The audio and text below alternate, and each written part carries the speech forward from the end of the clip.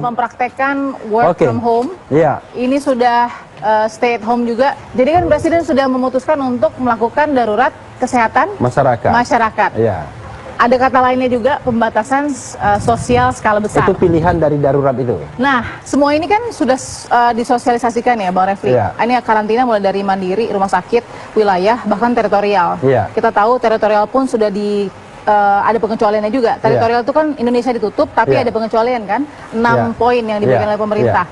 Nah, pertanyaannya Bang Refli, siapa yang punya tanggung jawab penuh untuk memastikan mana yang harus dikarantina? Mandiri, rumah sakit, wilayah sampai teritorial. Di tangan siapa itu ada? Iya, kalau kita lihat undang-undang ya, semua itu adalah kewenangan pemerintah pusat. Oke. Nah, tentu kan kalau kita bicara tentang kewenangan pemerintah pusat, dalam melaksanakan kewenangan tersebut, pemerintah pusat bisa dibantu oleh pemerintah daerah, ya, dan pihak-pihak terkait. Nah, pihak terkait itu misalnya bea cukai, ya, kemudian macam-macam lah. Kata bisa ini adalah kewajiban atau juga masih imbauan bagi pemerintah daerah atau pemerintah provinsi untuk bertanggung jawab melaksanakan PSBB ini? Iya, kewajibannya itu ada di pemerintah pusat. Tetap ada di pemerintah pusat. Karena ini kan sebuah kondisi darurat nasional, bukan darurat parsial ya. Jadi deklarasi adanya bahwa ini adalah darurat kesehatan masyarakat itu deklarasi secara nasional, tentu tanggung jawab ada di pemerintah pusat. Nah, hanya kan yang namanya bernegara itu tentu harus ada koordinasi antara pemerintah pusat dan pemerintah daerah. Nah, koordinasi lalu kemudian sinkronisasi, ya kan, baik itu vertikal maupun horizontal, itu tetap harus diadakan. Bahkan antara kementerian pun harus ada koordinasi. Bolehkah Pemda, pemerintah daerah, atau Pemprov, pemerintah provinsi, bolehkah memutuskan karantina wilayah jika pemerintah pusat tidak mampu atau tidak sanggup untuk memenuhi kebutuhan logistik wilayah tersebut? Tidak boleh, karena kewajiban itu adalah kewajiban pemerintah pusat. Yang boleh adalah pemerintah daerah itu mengajukan, meminta pada pemerintah pusat agar menetapkan suatu wilayah itu dikarantina.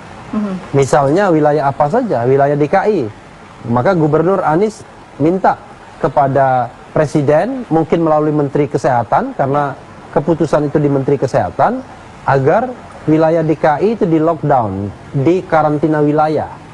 Memang tidak sama dan sebangun istilah lockdown sama karantina, tapi kurang lebih sama, yaitu menutup wilayah DKI Jakarta. Karena sudah ditutup, maka orang tidak bisa bergerak keluar DKI, kan begitu, yang di dalam DKI. Tetapi orang dalam DKI sendiri sudah ada yang terpapar virus ini. Nah, ya mereka yang terpapar virus ini tentu harus diisolasi, ya, ada karantina sendiri. Ya, entah itu barangkali karantina rumah atau karantina di rumah sakit. Istilahnya bukan karantina rumah sakit, tapi mereka di karantina diisolasi, gitu ya, di rumah sakit atau diisolasi di rumah. Saya juga mengkritik pemerintah pusat, ya, yang menurut saya terlalu berhitung terhadap nyawa manusia. Pemerintah sendiri punya ketakutan sendiri, yang menurut saya nggak beralasan, yaitu ketakutan terjadi riot. Loh, masa pemerintah sendiri yang kemudian seperti mengkampanyekan, awas loh nanti ada kerusuhan dan lain sebagainya. Kan nggak begitu harusnya. Mestinya pemerintah mengamankan, menenangkan, menyamankan bahwa kita akan mulai memerangi COVID-19. Semua di rumah, kecuali petugas, selama 14 hari mereka yang keluar rumah kami akan tindak dengan tegas. Tapi akan kami persuasi. Segala kebutuhan Anda kami akan penuhi. Nah, yang penting deklarasi itu dulu, lalu kemudian minta bantuan pada pemerintah daerah masing-masing, agar kemudian pemerintah daerah juga menyuplai itu. Tentu data disuplai, tentu kemudian makanan disuplai dan lain sebagainya. Kalau kita melihat nyawa itu lebih penting dari apapun, saya kira kita tidak punya strategi yang betul-betul kuat, strategi yang tegas untuk mengatasi COVID ini. Yang terjadi adalah, menurut saya ya, yang terjadi adalah pemerintah saat ini sudah ngomong mengenai bagaimana pemulihan akibat dampak dari COVID-19. Padahal COVID-19-nya sendiri masih beredar. Kecuali COVID-nya sudah selesai, lalu kita tahu banyak orang yang kehilangan pekerjaannya. Baru kita bicara pemulihan. Baru kita bicara pemulihannya. Baru kita bicara jaring pengamannya. Ya. Sekarang yang kita bicarakan adalah bagaimana mengenyahkan virusnya dulu. Nah, untuk mengenyahkan virus adalah ya harus ada langkah-langkah berani. Harus lockdown katanya. Membatasi. Kalau misalnya makin banyak orang yang terpapar, nanti kita nggak akan mampu tenaga medis untuk kemudian menghandle itu. Pemerintah tidak bisa mendorong orang, ya, menyuruh orang, memaksa orang untuk stay di rumah kalau kebutuhannya tidak dipenuhi. Sebenarnya kalau karantina wilayah itu more than enough. Apalagi ada karantina rumah misalnya, cukup. more than enough. Cukup. Iya, sangat cukup. Oke. Tetapi memang tadi yang saya katakan, yang namanya pemerintah harus memenuhi kebutuhan pokok orang yang di dalam rumah. Ya. Kalau darurat sipil, semua kewenangan itu diberikan kepada negara. Oke. Membatasi percakapan di media, membatasi percakapan telepon, bisa kemudian membatasi internet, bahkan melockdown televisi dan lain sebagainya, menyuruh orang tinggal di rumah, ya kan? Lalu kemudian macam-macam. Di sisi lain, kebutuhannya nggak ada kewajiban untuk dipenuhi. Pak, prediksi Bang Refli yang akan terjadi tentang apakah akan menunggu kurva itu turun dengan selamat atau justru semakin bahaya?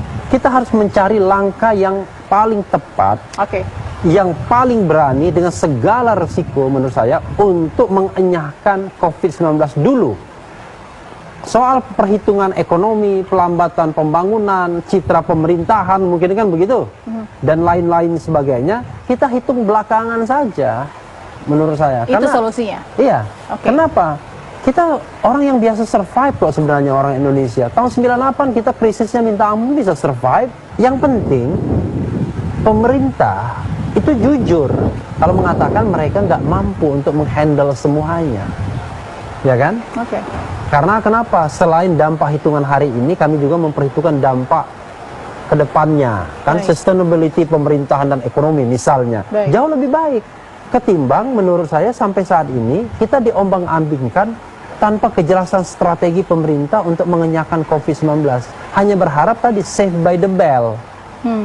Nah, save by the bell itu adalah menyuruh orang untuk menjaga dirinya masing-masing, pakai masker, ya kan? Lalu kemudian menjaga jarak dan lain sebagainya. Itu bisa dilakukan pada kelompok masyarakat tertentu.